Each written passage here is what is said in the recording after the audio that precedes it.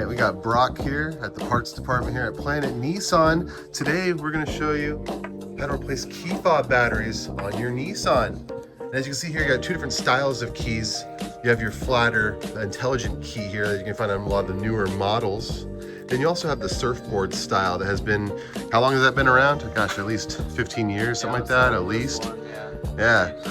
So what we're gonna do, we're gonna start off with the surfboard style one here, and go from there, and Brock's gonna take it from here. We're gonna use a little back tab here to take out your spare key that gets you into the door there.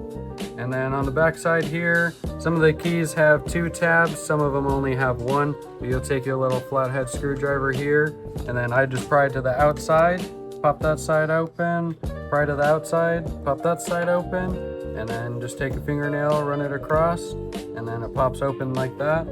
Be careful not to touch any of the components in here. It does say do not touch right there. And then if you have a magnet on the back of it, you can easily take it out. If not, you can always just use your flathead screwdriver to get under it right here and pop it out like that. You take your new battery, always put it into the metal side first and then push down. Make sure that the writing is down, so you want to have this shiny side facing up. And then you'll go ahead, careful not to touch any of the components, and then just pop her back on together. Like so. All back together, and the key goes right back in there. All right. Then a little different procedure on the new one, but probably pretty similar too, I imagine. Very right? similar, yeah. Just the opening's gonna be a little bit different. Okay. So you're gonna have still the same key blade that pops out to open your door here.